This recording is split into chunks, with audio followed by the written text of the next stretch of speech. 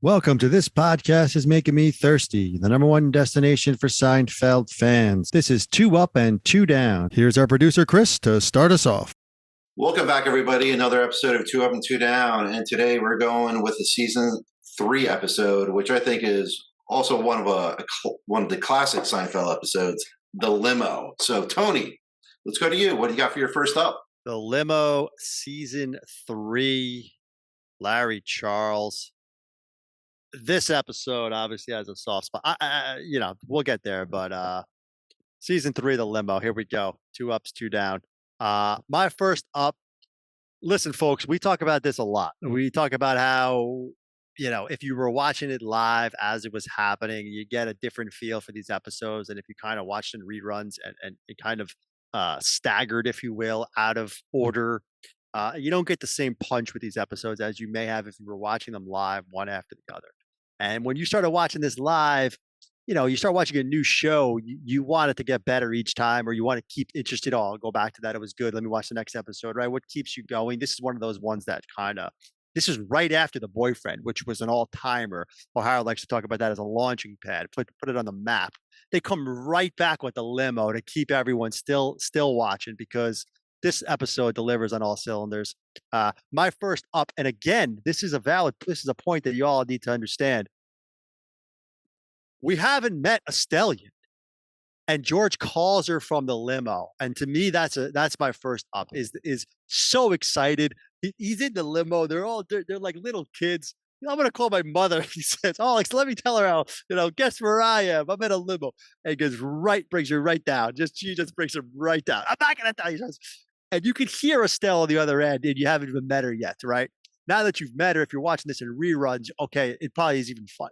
Think about never seeing her, and they already nailed her essence on a phone call with George in the limo. And just how she just shoots him right down, and just he ends up screaming at her. Jerry's just sitting there, unbelievable. Always love that scene. I love that, like, we haven't even met Estelle yet, and yet we know her so well. I just think that's a great premise there, to kind of, they already had an idea of what she was going to be like, and George calls her for the limo. So I got to go that as my first up. Yeah, that's a great pick. So glad you brought that up. So, yeah, great scene. And you're right about Estelle and being able to picture her. So great. Chris, what's your first up here? Yeah, my partner, painting a picture like Picasso there of this episode, really good, great stuff. Jaffe and Charles, February of 92, what a year that was. Who could forget it?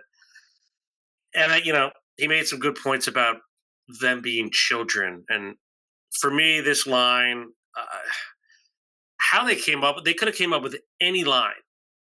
But when Jerry and George are talking about, can the driver hear them? It doesn't get better than this. Hey, driver, first off, to this day, back in the day, whenever I got a car service or a taxi, I would always call them driver because of this, okay? So, hey, driver, what do you say we stop off, pick up your sister, and have a little fun back here? Larry Charles, where did he come up with that? They could have just said anything, but he said that. Incredible.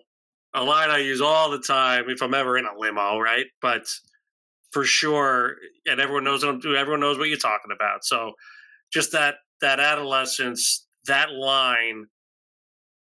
Again, this episode's full of incredible lines and dialogue, but that one always stands out for me. Just to Tony's point, the joy of kids, and then to say that, unbelievable. First up. Excellent point there too. Yeah. How did you come up with this stuff? So, great scene in line. All right, thank you, Tony. So over to you. What do you got for your second up? Yeah, incredible. How about, on a network sitcom of all things too, just sitting there, 9 o'clock NBC, 8:30, whatever it was at the time. Incredible. Listen, I'm staying with the limo, and it's still kind of the opening scene stuff here. They're so excited. They're in the back seat. Jerry calls Elaine on the phone. That's right, baby doll. Every time he says that, I love it. George is all excited. And then George goes, I see things how they are. You see things out wait, how do you see things? Every time that gets me. I'll repeat that over and over again a million times. He just goes, you see, I see things how they are." And, I say, "They're not." He just gets all confused. Incredible. Jerry's, on the phone with Elaine. He says, "That's right, baby doll." Incredible. That just little back and forth. We can go on. I mean, we're nitpicking every scene almost because they're all so good, but, um, it just shows you more of the excitement they're having as kids. First, George calls his mom, and then Jerry's like, "I'm calling Elaine. Well, we'll get her in this. Bring her into this thing with Kramer. We'll all have a good time at the Knicks Bulls game." Our Knicks Bulls, incredible. Second up, Yeah, I mean, I can't even to this day I can't even quote Kennedy's line there because I'll just start thinking of George, and then I'll think of George's line and get it all mixed. So yeah, good stuff there. Thanks, Tony. Chris, back to you. What's your second up here? Yeah, and if you remember, like I mentioned, this is 1992 February. They probably filmed this in 91, and Michael Jordan was just on a different level than anyone we've ever in our generation, even to this day. Maybe if they mentioned something like Taylor Swift, you might get that reaction today. But for these two guys, young guys living in New York, going to a Knicks Bulls game, and the excitement, Michael Jordan, like incredible tie-in, and obviously Jordan plays a role, if you will, in season three, the phony, the whole thing. But and then Jordan, I love the uh, Kramer and Elaine, the it and the grittiness of New York, right when they're out on that corner.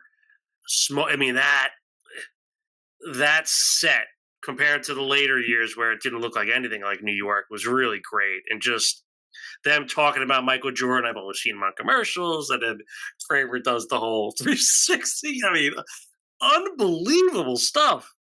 Um, and I'll just stick with it because the yups are dumb. But their conversation, Jerry probably knows who killed Kennedy, the CIA. Jerry is O'Brien. Loved it. Loved the separation of the two, and then obviously they came together. But for people to say this is just a Jerry and George episode, don't sleep on Kramer and Elaine. It was kind of the introduction to them, kind of having these one-offs, which was rare and felt awkward. And I love Kramer saying, "You took a cab. How much do you make?" I mean, it just everything was just showcasing who they were to a T. So to Tony's point, we can go on and on. I know that, but the grittiness of New York, and then them two just talking. Kramer and Elaine. Keep going. Two up. Yeah, great points there. So yeah, good ups all around. So Tony, over to you. We got to find downs. So I'm very interested to hear what you got for your first. yeah, yeah. At the highest point, the one line also when he says, "George, it's all an act. No one can act like no one really acts like that." When he's telling Elaine, he's figuring everything out. Um, Unbelievable the Kramer Elaine stuff. Agreed. Listen, yeah, we got to find downs. I got a couple. I mean, we got to find downs here. So, where do I go? Listen, it never sat well with me. I look past it, obviously, but if we're analyzing now, we got to find downs. George's car breaks down, picking Jerry up at the airport.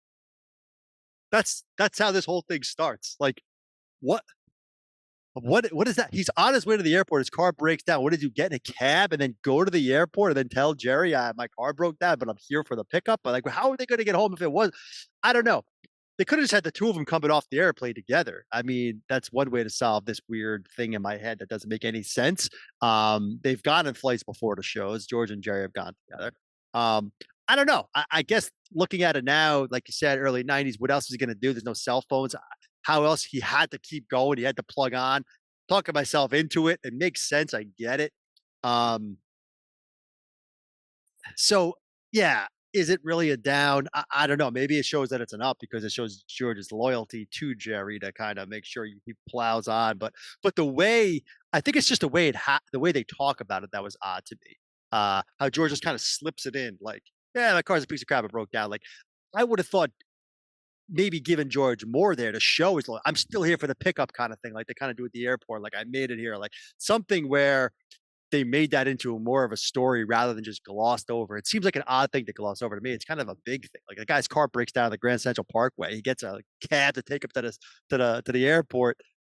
I don't know. Either don't have it or give me more of it. Maybe that's where I'm at with this. But either way, we're nitpicking. That's my first down. All right, yeah, thanks, Tony. That's a good point there. So, Chris, over to you. What do you got for your first down? Yeah, I think it's an up. It shows his loyalty. I mean, we didn't have cell phones back there. His friend, he was there for the pickup. He wasn't missing that thing. He left the car there, whatever, took a cab. Yeah. Can we get more details on how he got there? Maybe. But, the whole watch guy, it's over there. We would miss all that, right? So that's the loyalty, man. And that's where it sets the tone. For me, again, very hard for me to find downs this episode. Okay. My one, and again, it's nitpicky and it could be a generational thing or whatever. But when they're talking about rolling out of the car, and then Jerry says, "Who are you, Mannix?" Okay, Mannix was a TV show from the 60s and 70s.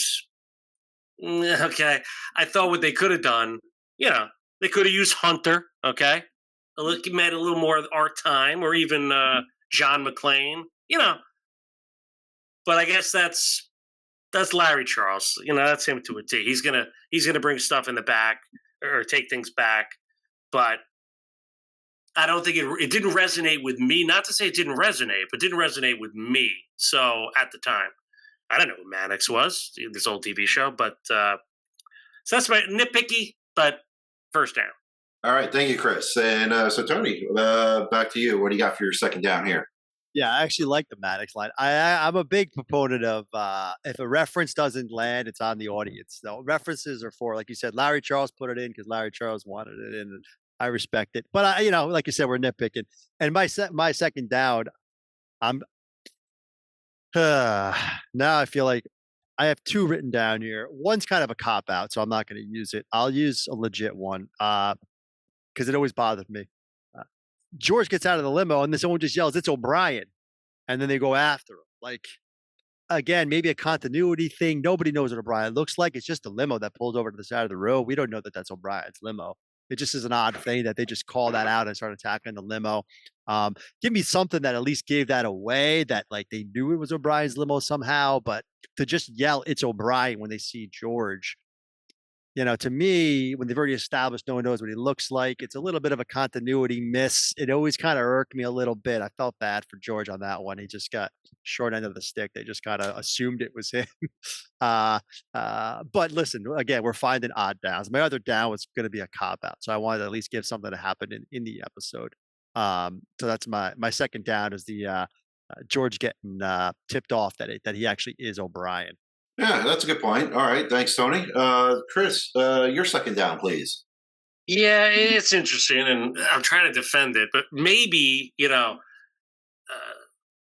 Eva's friend was in the crowd and said, "We'll be in this limo potentially. We'll get there at XYZ time." Who knows? But yeah, they didn't explain it. Yeah, and I'm nitpicking too. Like stand up, some of the stand up, I could have said no.